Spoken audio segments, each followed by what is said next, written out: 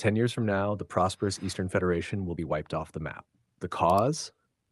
Five beings known only as the Great Sins, monsters of pure destruction whose awakening will turn cities into craters and the continent into ruins. To stop this future, one man takes on the impossible.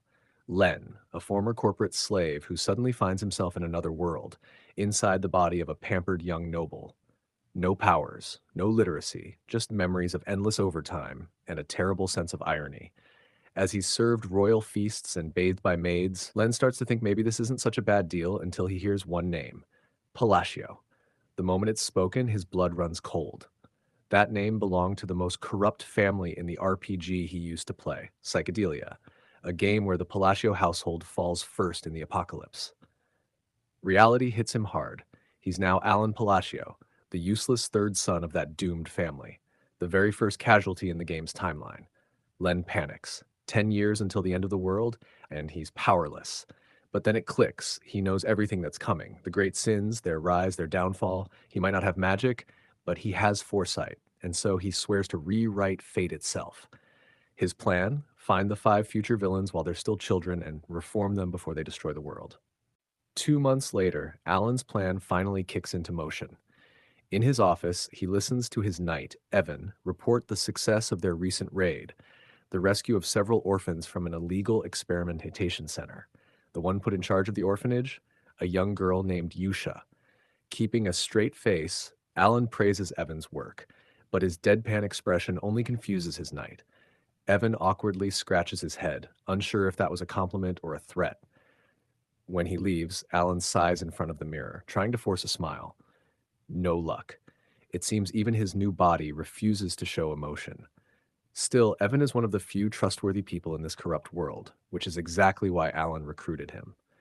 As the report continues, Evan admits that even with all his years as a mercenary, Yusha gave him chills.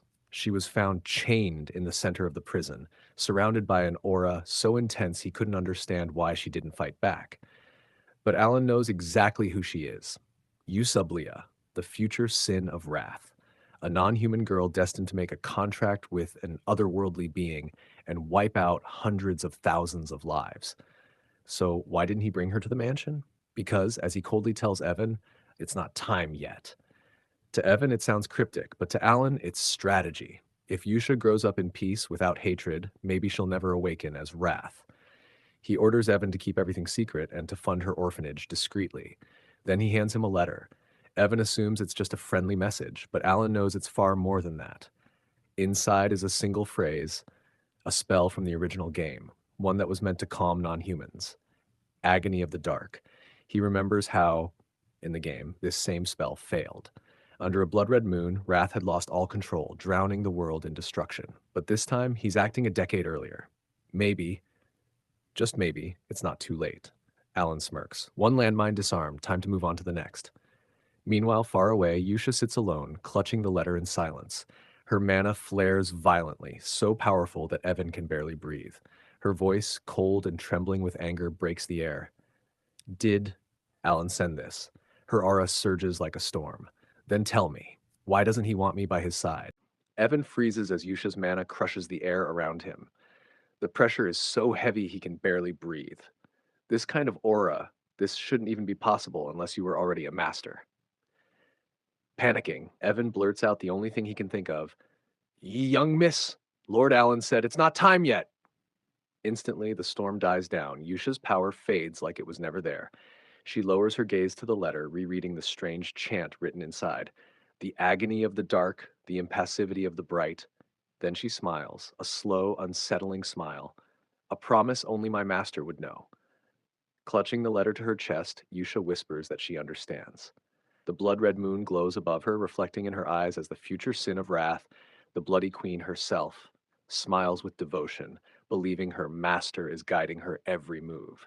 Meanwhile, miles away, Alan snores peacefully in his soft bed, completely unaware that he's just earned the loyalty of a literal future world ender. He stretches with relief, thinking, another day of luxury secured. But peace doesn't last long. The next morning, while digging through books in the library, a thick tome smacks him right in the head. Alan groans. Why does researching villains hurt more than my old 78-hour shifts? Before he can recover, Evan rushes in. Good news, my lord. We've rescued the second child from an illegal slave market. Alan nods, rubbing his bump. Good. Make sure he's treated kindly. Bang! The door explodes open.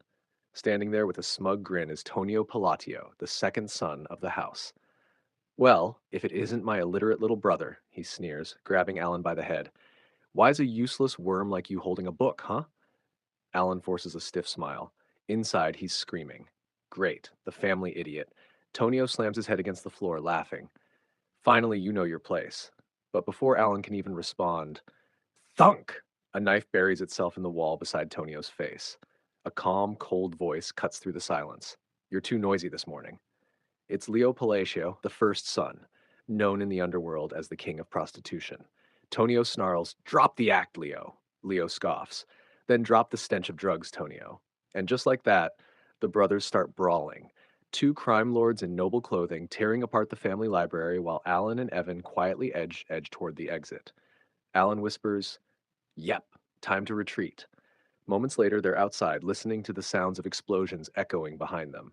Alan straightens his shirt, sighing in relief. I'll happily stay the weak and useless son if it keeps me alive. Back in his room, Alan collapses onto the couch. Evan, still processing everything, mutters that the second rescued child also seemed unusual. Alan just stares blankly at the ceiling. Evan watches him in silence, thinking, how does someone this lazy even know about secret experiments and underground markets? Alan yawns. I'm exhausted. Evan exhales. Truly, my young master is the strangest man I've ever met. Later that night, Evan casually mentions that the rescued boy has already been sent to the orphanage. Alan just nods, eyes distant, because he knows exactly who that boy is. Deus McCullen, the second boss of psychedelia, the boy who would one day become the sin of sloth, a being so consumed by despair that he wiped out entire kingdoms in the original timeline. Alan remembers how the game shocked everyone with Diaz's story. Sold as a slave, tortured, passed from master to master until his heart shattered. When he finally broke, the world burned. Holding his teacup, Alan trembles. He knows this kid isn't just dangerous, he's catastrophic. But in that tragedy, there was one thing most players missed. Diaz wasn't lazy by nature. He worked hard, repaid kindness, and valued loyalty. That's why Alan insisted Evan treat him gently. When Evan asks why the boy was sent to the same orphanage as Yusha, Alan just smiles and says, It's not time yet. He even admits that the letter he sent earlier, the one Yusha still holds, mentioned this slightly hick child who'd be joining her soon. At that orphanage under the pale moonlight, Dace sits alone, bandaged, silent, and broken. The door creaks open and Yusha steps in, her eyes glowing faintly red. You're broken, she says coldly, staring at his trembling hands. Then, with a chilling smile, she whispers, But the great moon has chosen you. Her aura flares violently as she declares, Feel the gift within you, unleash it, follow me, and you can have your revenge. Dark energy floods the room. Dace's eyes widen as Yusha raises Alan's letter to her chest, smiling fanatically. Master, it's time I send my first reply. Cut to the Palacio mansion. Alan's blissful peace is shattered when Evan bursts into the library. Lord Alan, there's a problem. Alan, half asleep with a book on his face, groans. What now? Evan's face is pale. The second young master, Tonio, has been found dead. Alan freezes. Wait, Tonio's dead? Already? Days later, he stands at Tonio's funeral, looking down at the farce below. His father, the Count, lounges between two women, drinking and laughing in front of the coffin. The air reeks of perfume and opium. Alan sighs. A funeral filled with drugs and concubines. Yeah, this family's rotten to the core. He looks at Leo, the eldest brother, expression calm, maybe too calm. Alan remembers the game.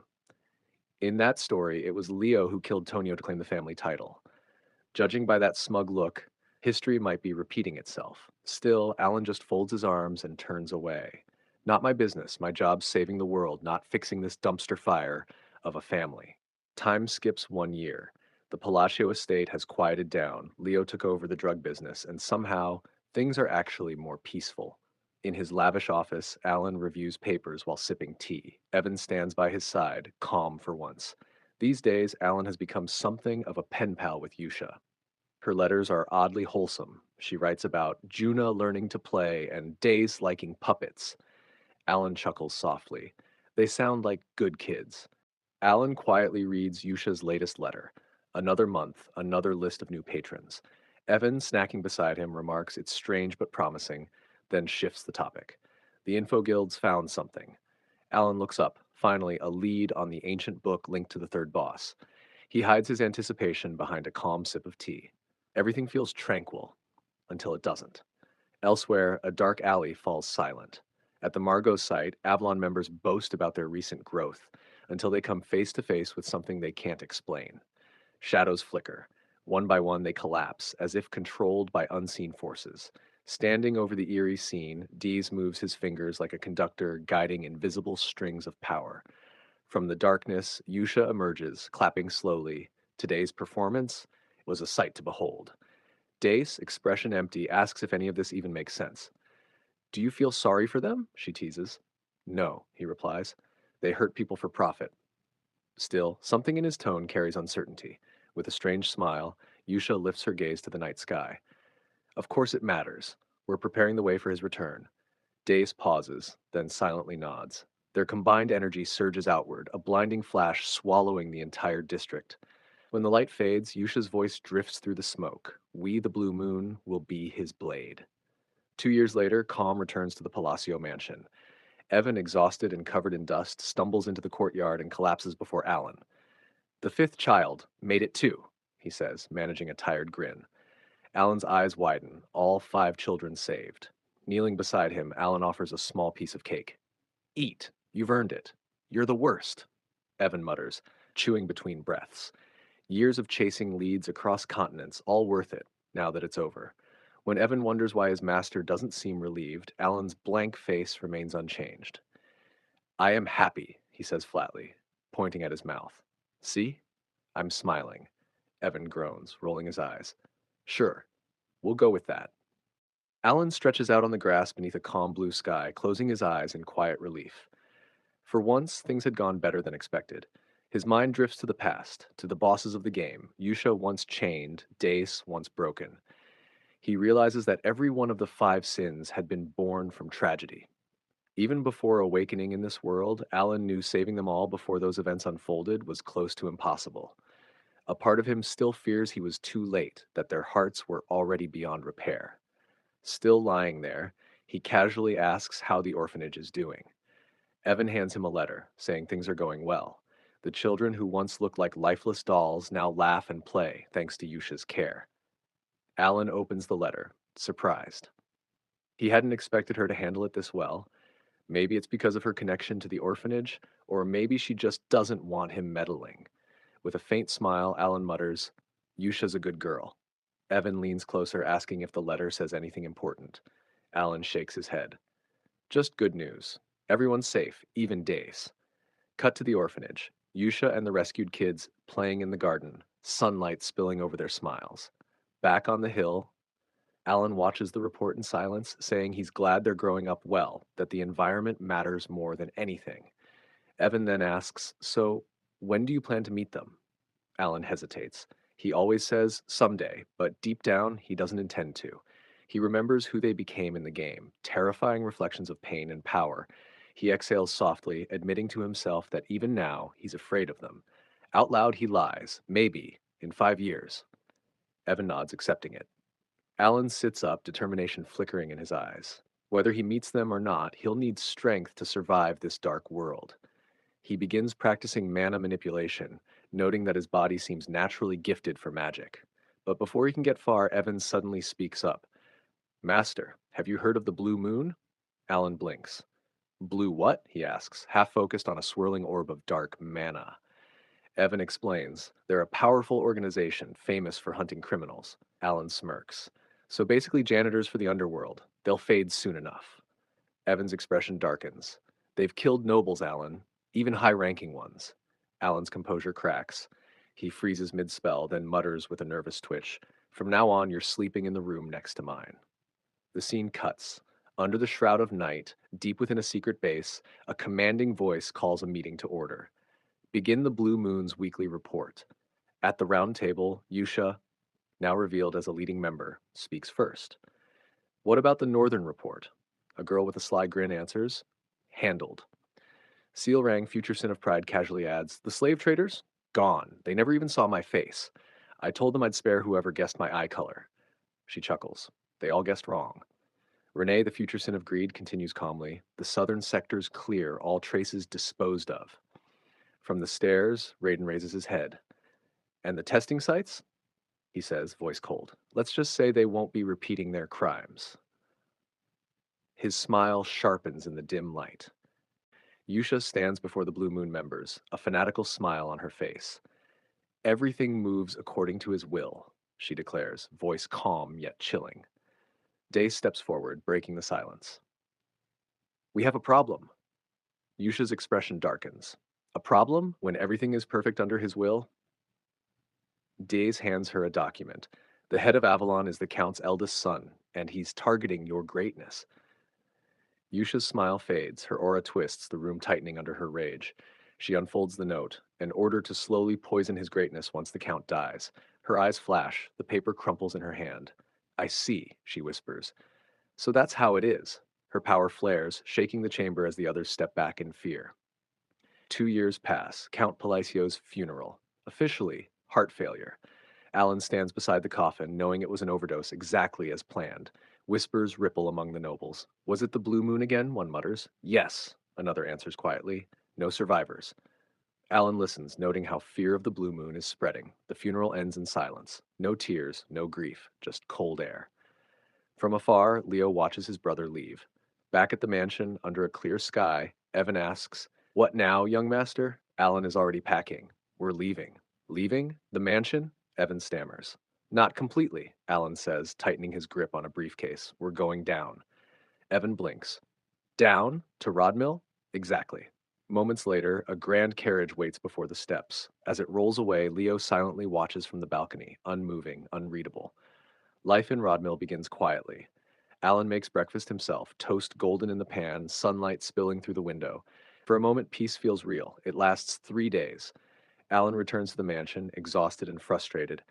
Don't tell me. Another funeral? Leo is dead. A knife wound straight to the heart. Alan stands over the coffin, staring at his brother's still face. The timing's off, he thinks. This wasn't supposed to happen yet. He approaches a guard. Tell me how he died. The man freezes, then screams, dropping to his knees. I'm sorry for looking, my lord. Another servant drags him away, trembling. Alan stands frozen, confused. What the hell is wrong with everyone? He turns and walks out, Evan hurrying after him. Wait, young master. Alan doesn't answer. The world he thought he understood is changing, fast. Alan turns calmly to Evan. Did you find out anything about the murder? Evan hesitates, uneasy. Young master, are you the one people say made the Avalon group vanish overnight? Alan blinks, realizing from the servants' frightened looks that rumors have completely twisted the truth. It all began the day he left for Rodmill. Inside the carriage, Evan asked, Wouldn't moving to a city be safer? Alan shook his head. Rodmill is the destination I chose. Everything there is under control. His plan was straightforward. Protect the 5 great sins before their downfalls, stop the world's collapse, and secure a peaceful life. He imagined a quiet field where the children he saved could laugh freely. Rodmill, a calm town untouched by the main story, was the perfect place. Evan sighed. You always say that everything has a reason. Alan smiled faintly. Because it does. Back at the mansion, Leo stood on the balcony, watching the carriage leave. He had once considered ending his brother's life after their father's death, but with Alan quietly heading for the border, there was no point. Even so, frustration lingered. His operations were falling apart, and just hearing Alan's name irritated him. He sent his aide to follow the carriage, only for his plans to crumble that same night. A mysterious figure appeared under the moonlight, someone tied to the Blue Moon. Within hours, Avalon ceased to exist. No one in the mansion could explain what happened. Only silence remained. Days later, Rodmill looked like paradise. Sunlight, still air, and peace. Alan woke with a content smile. Another calm day, he said. He could eat what he liked, rest when he wished, and finally enjoy the quiet life he had dreamed of. Alan bites into a slice of bread, grinning. Finally, a noble life worth living, he jokes. Maybe I should open a toast stand. The moment shatters when Evan bursts into the kitchen, waving a letter. Mail for you. Alan takes it lazily, then freezes. The bread drops from his hand. The letter demands his immediate return to the estate following Leo Palladio's death. His 4-day vacation in paradise ends instantly. Back at the mansion, Alan stares at the servants trembling around him. What's wrong with everyone? Evan steps forward, face tense. Young master, when did you become the shadow leader? Alan blinks. What? Evan explains. After they left, Leo was found dead, Avalon vanished, and Alan became the perfect suspect. You're the only one who benefits. The heir, the man no one dares to question. Alan sits down, completely drained. So now I'm the villain? Great. Evan adds quietly. They say you lead from the shadows, that you took down Avalon yourself. Alan groans, rubbing his forehead. Do you even believe that? Evan hesitates. No, but the timing fits. The guild says Avalon was destroyed by a single sword user. No survivors. Alan mutters, half in disbelief. So that's why they think I'm the shadow leader who defeated a swordmaster. He smirks. Ridiculous. The Blue Moon isn't even part of the original game. Cut to the Blue Moon base. Yusha stands before her team. Were all traces removed? Renee, calm and composed, nods. Completely. No one will find a thing. Seal Rang twirls a dagger. Not a single clue left. The doors open. Daze and Raiden step in. Mission complete, Daze reports. All Avalon branches eliminated in 5 days as planned. Yusha nods with quiet satisfaction. Then it's done. Avalon, once a kingdom's shadow, erased in less than a week. But Raiden frowns. Not entirely. There's one more thread. He sets a folder on the table, documents tied to a noble group called Altia Duptum. Their ties to Avalon run deep. Yusha's expression hardens. A faint glow surrounds her. You already know what comes next. Raiden nods. Consider it handled. Yusha steadies her breath, forcing calm. Make sure the Information Guild stays clean. The Blue Moon moves only when ordered. Daze slightly. Understood. We act as the sword of the Great Moon, nothing more. Yusha's voice drops low. And remember, this must never reach his ears. The members bow. Dace lingers, thoughtful. For someone so powerful, he muses, why does she seem afraid of being discovered? He looks out into the night sky. All for the Great Moon, he murmurs. Cut back to the Palacio mansion. Alan slams his head lightly against the desk. I can't do this anymore. Piles of documents surround him. I just wanted to eat and rest like a proper noble, he sighs. A month of endless paperwork, new titles, and unwanted attention, all because Leo's death came 6 years too early. Stacks of papers hit the table with a heavy thud. Alan groans as elderly servants shuffle in, arms trembling under the weight of even more documents. Young master, the reports you requested, one wheezes. Alan slumps forward. Reports? I didn't request anything. He looks around, the once lazy household now moving at lightning speed. Everyone's working like their lives depend on it. The servants mistake his sigh for fury. Their hands shake harder. Alan just stares blankly, wondering if this chaos is because of the rumors, the ones that call him the hidden mastermind. Later, by the fireplace, the smell of roasting meat fills the room. Young master, Evan calls, eyes gleaming as he watches Alan control glowing mana orbs midair. Your progress is unreal. Reaching tier 2 in just 2 years of self-study? That's insane. Alan exhales, keeping his focus. I practiced because I felt uneasy. Turns out anxiety is a decent motivator. The energy spheres hover perfectly until they flicker out.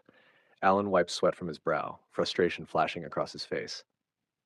What's the point? He murmurs. No matter how hard I try, it's still half-baked. He recalls the rules of this world. Mana capacity is fixed from birth, a limit no training can surpass. His, barely average. Still, he isn't ready to give up. There's one last method. A knock interrupts. Evan steps in, holding a sealed envelope. The invitation's here. The ball. Alan freezes mid-thought. The what? The what? The scene shifts. Glittering chandeliers, swirling gowns, and nobles whispering behind jeweled masks. The grand southern ballroom. Alan and Evan stride in, dressed to perfection. Alan sighs. I'm already exhausted. This is a key social event, he reminds himself. If I'm to survive as Count, I need allies. Evan munches beside him. You sure they'll talk to you? Alan straightens his coat. They will. But as they walk forward, nobles part like a tide, whispering, retreating, eyes wide with dread. Alan forces a polite smile. Good evening. The nobleman flinches and runs. Others follow, scattering like startled pigeons. Evan bites his lip, holding back laughter. Don't take it personally, young master. Alan's expression stays cold. I'm not. He downs a sip of wine. I expected as much. But then he adjusts his collar, thinking, if they won't come to me, I'll approach them myself. He spots a noble lady nearby and walks over, voice calm. The wine's aroma tonight, it's exceptional, especially the finish. He tries to smile, gentle, he thinks. But the lady turns pale, trembling. I'll tell my father to send you a case, she blurts before fleeing. Alan blinks. Wait, no, that's not what I meant. Around him, whispers rise. Did he just threaten her for rare wine? Worse than his brother's, that one. Alan freezes, sweat running down his neck. Evan finally bursts into laughter, while Alan mutters under his breath, I give up. This world's social system is broken. Outside the ballroom, Evan grins, listing their loot from the event. A fine steed, rare tea, artisan metalwork, and limited wine. Alan groans. Even my wine studies didn't prepare me for this. Leaning against the wall, Alan realizes the Palatio name carries more weight and fear than he imagined. Rumors of him eliminating his monstrous brothers have made him untouchable and unwelcome. Social life? Officially ruined. He steps onto the balcony for fresh air, telling Evan he'll be back soon. Among the flowers, a striking red-haired woman watches him. Her gaze is sharp, calculating, unwavering. Alan exhales, staring at the starry night sky, wondering how his life spun so far out of control. A soft voice interrupts his thoughts. Pardon, may I have a moment? Alan startles, scanning the balcony. No one is there. Confused, he looks down and the voice continues. I am Loria, third daughter of Duke Altia, she formally introduces herself. Alan frowns. Altia, one of the northern powers in the game. That explains a lot. He forces a polite nod. Yes, hello. Loria's expression darkens with urgency. I'll be blunt. I need your strength. Alan notices the shadow stretching behind him. In her eyes, it seems menacing, and her desperation is palpable. I will be assassinated soon, she admits, voice trembling in the moonlight. She explains her situation, daughter of her father's mistress, long protected, but now her family plots against her. Her older sisters plan her demise. Alan listens, processing the gravity of her words. No wonder I didn't remember her. She must have been gone at the start of the game. Loria pleads, offering half the Altia fortune if he intervenes. Alan's expression hardens. I must decline. Shock flashes across her face, but he turns and walks away. I barely manage my own survival, he thinks. I'm not the figure the rumors claim. He glances back once.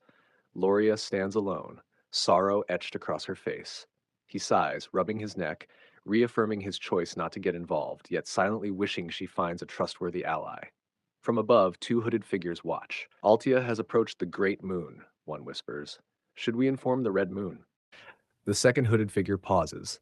It's fine. Intelligence shows Loria is the only Altia not tied to Avalon. The first hooded figure glances down at her. Then she's the only one Raiden isn't targeting. He mutters, simplifies things. The rest of the Altia will be handled. His companion nods. Red Moon's orders stand. Their eyes lock on Alan below in the hall, measuring him like prey. Alan scans the nearly empty ballroom, brow furrowed.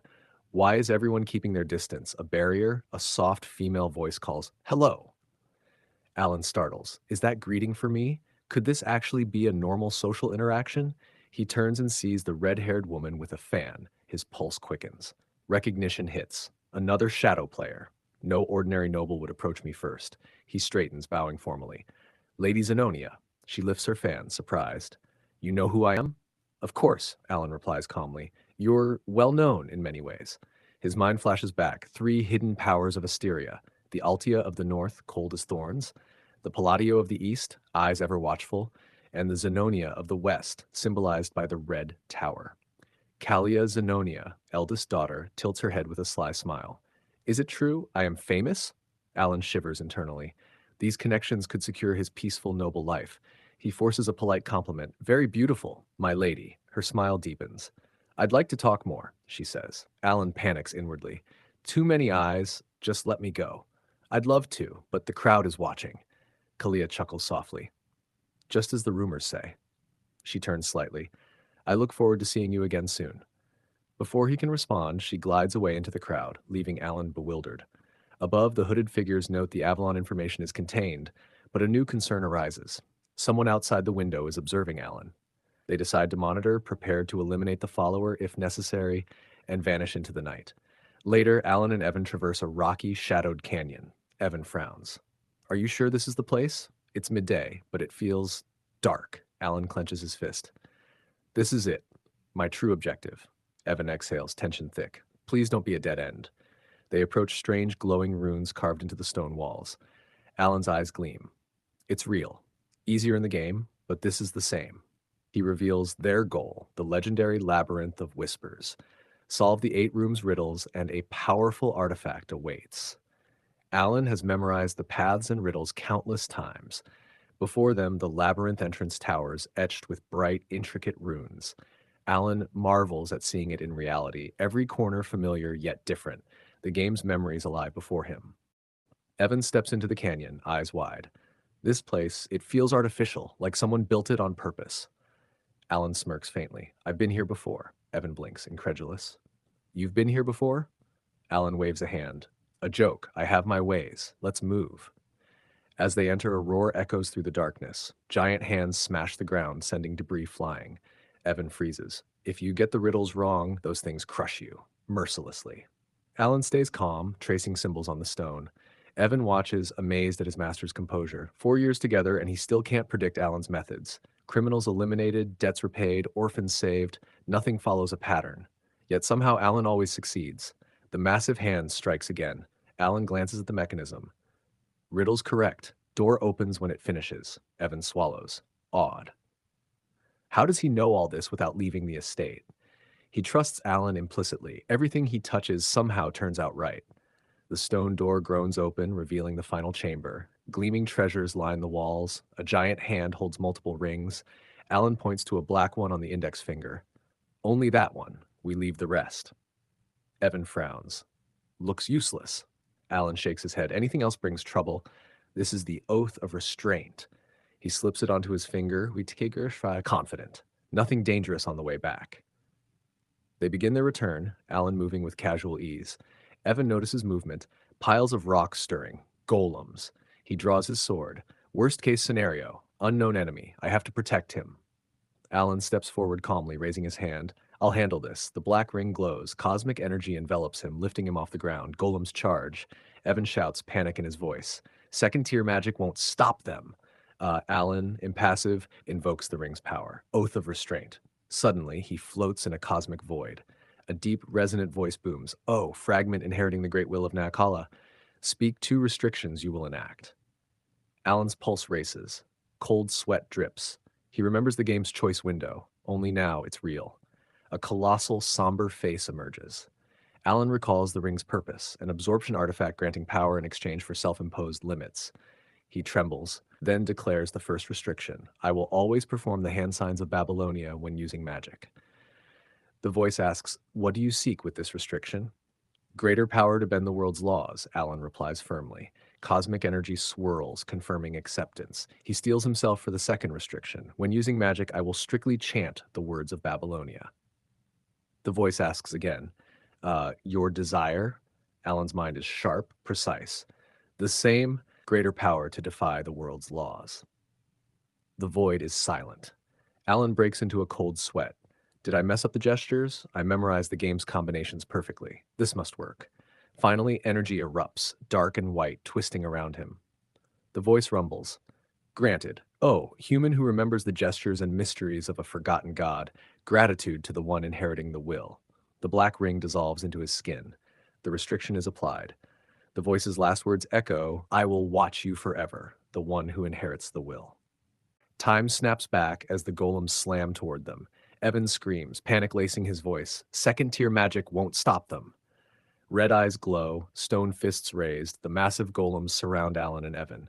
Alan stands calm, expression unreadable. No fear, just focus. He channels his mana, forming a lightning sphere in his hand. But it sputters weakly, flickering pitifully. This is my limit, Alan thinks, a cold resignation settling over him. No amount of training could change the body he was born with. The golems advance, each step shaking the ground. Alan grips the weak sphere, then a steely resolve hardens his features. It's time. He raises both hands, manipulating mana with precise control, invoking the restrictions of the Oath of Restraint. Energy swirls violently around him, the sphere now crackling with raw, unstoppable power.